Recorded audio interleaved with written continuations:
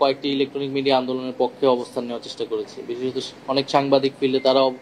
ফলে সেখানেও আসলে ফ্যাসিবাদের পক্ষ যেমন ছিল, আবার ফ্যাসিবাদের বিরুদ্ধে অবস্থানও ছিল। এখনকার অবস্থা কিন্তু মিডিয়া আমরা যেই প্রত্যাশা আমাদের ছিল, যদিও আমিও দায়িত্বে ছিলাম, সেই অনুযায়ী কিন্তু মিডিয়ার সংস্কার হয়নি এবং মিডিয়া এখনো নিয়ন্ত্রিত আমি মনে করি।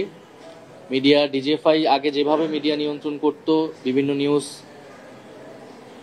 প্রকাশ করত, এখনো সেই চর্চা রয়েছে। রাজনৈতিক দলের নিয়ন্ত্রণ রয়েছে, বিভিন্ন কর্পোরেট প্রতিষ্ঠানের নিয়ন্ত্রণ রয়েছে। আমি যেই সময়টুকু দায়িত্ব পেয়েছিলাম, আমি আমার পক্ষ থেকে গণমাধ্যম সংস্কার কমিশন করেছিলাম। তাদের দায়িত্ব ছিল এই পুরো বিষয়টাকে সংস্কার প্রস্তাবনা করে সরকারের মাধ্যমে এটা বাস্তবায়ন করা। আমরা মিনিস্ট্রি থেকে যে মামলাগুলো হয়েছিল সাংবাদিকদের বিরুদ্ধে, যাদের বিরুদ্ধে অভিযোগ ছিল, একটি কমিটি করা হয়েছিল যারা মামলাগুলো নিয়ে পর্যালোচনা করবে। আইন মন্ত্রণালয় সুপারিশ করবে, তারা সেই সুপারিশও করেছিল।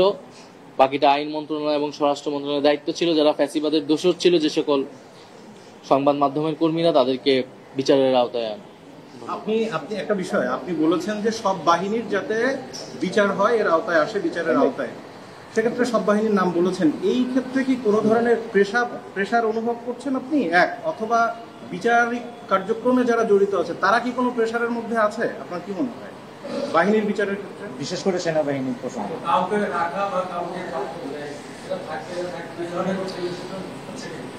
আমরা সোফার ট্রাইব্যুনালের কার্যক্রমে সন্তুষ্টি আমি জানিয়েছি, কিন্তু আমি এটাও জানিয়েছি যে সেনাবাহিনীর যে সকল কর্মকর্তার বিরুদ্ধে অভিযোগ রয়েছে তাদেরকে কিন্তু 1 বছরের মধ্যেও গ্রেফতার করা হয় নাই।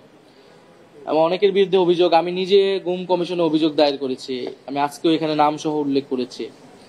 ফলে গুমের ঘটনায় এবং যারা অভ্যুত্থানে রামপুরা, বাড্ডা সহ বিভিন্ন জায়গায় যে সকল সেনা কর্মকর্তা অফিসাররা গুলি চালিয়েছে, তাদেরকে কেন গ্রেফতার করা হচ্ছে না, এই বিষয়ে আমার সন্দেহ রয়েছে।